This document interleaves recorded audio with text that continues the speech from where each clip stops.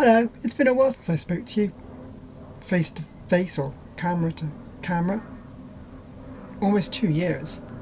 But I thought today I would do a slightly different video from any that you've seen on this channel before. What I thought I'd do is I'd show you the books that I've been using to learn the violin. The series I've been learning from is the Fiddle Time series, which starts with this book, Fiddle Time Joggers. And I love this book because it is aimed at younger people, or at younger people than me. But there's something about it. It's really simple pieces. It does introduce first finger. It spends a lot of time on the open strings and then moves to using a few fingers. But it's very gradual, very slow. For some reason we got through this book very, very quickly. But even so, the pieces are catchy and they're a pleasure to play. And if you look inside, there's illustrations all the way through as well. So it would definitely appeal to younger people as well as people like me who just like coloured pictures.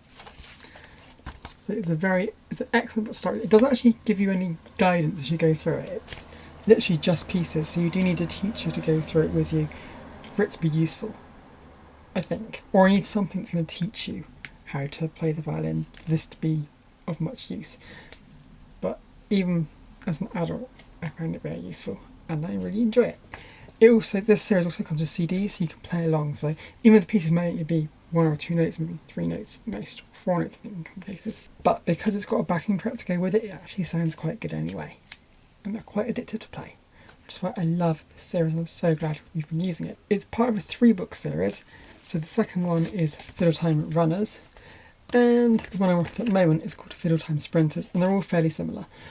This book doesn't have any pretty pictures in it, it's just straight music, but the music is still just addictive, and all 3 of them come with CDs, so you can kind of play along. So yeah, these 3 books, this series, very, very good. I'm almost finished with this one, which is kind of sad, because I'm going to kind of miss this series, because I like it quite a lot. I like learning to see where we are in this series. Very, very good. Like I said, you really do need a teacher to kind of guide you through these books, or at least someone who knows what they're doing, or some other way of learning, because these are really just pieces books. They don't tell you how to play it. There is a book that goes before this book, which might help you to get started, which is called Fiddle Time Starters, but this one does actually tell you a little bit. I'm not sure if it would be enough to learn with just this one. I bought this one before I had a teacher because I realised this one didn't have any instructions, so I bought that. But I got a teacher fairly quickly after that and basically didn't use this one at all.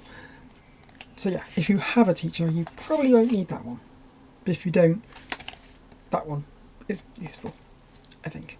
But the series as a whole is a very good series. I do have some other books which I may have bought a little bit prematurely, or been given a little bit prematurely. The first one, I have no worry showing this one. It's part of the same series as that, so the pieces are roughly the same standard, and they're very simple. I love Christmas, and basically this is a book of Christmas pieces. It's called Fiddle Time Christmas, and again, it's got a CD.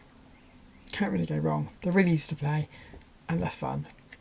A little bit of fun to play over the Christmas period. And then one book I bought in the last few months because I wanted something outside of those books and play outside of lessons that hopefully wasn't going to be too complicated to play. And you may have noticed I put up a video a couple of weeks ago which was Let's Go Fly a Kite. That might give an indication. I'm a bit of a Disney fan, and so I bought the big book of Disney songs.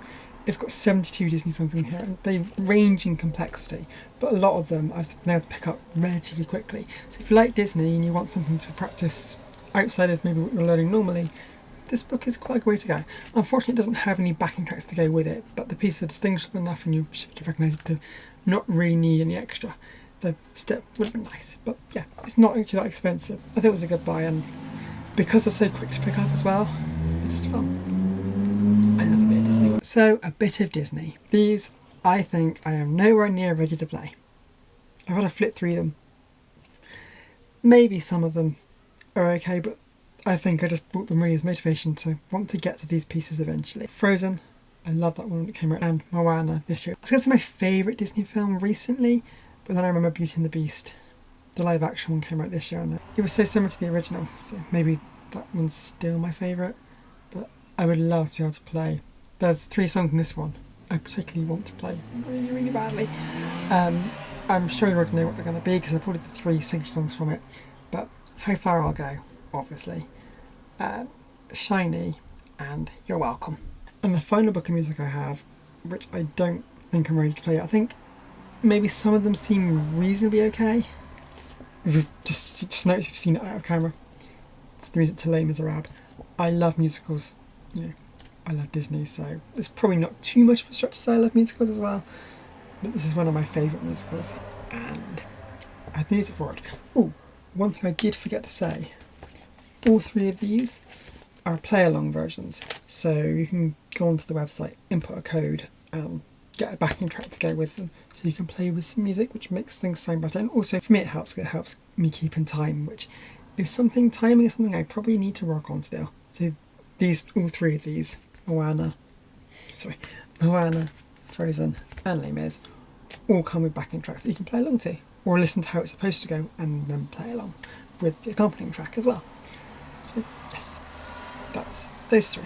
And that is perhaps my slightly overly ambitious violin book collection, including the books I'm running from, and maybe a hint of the kind of music that's going to be coming up on this channel in one shape or form over the next few years, decades, however long it takes.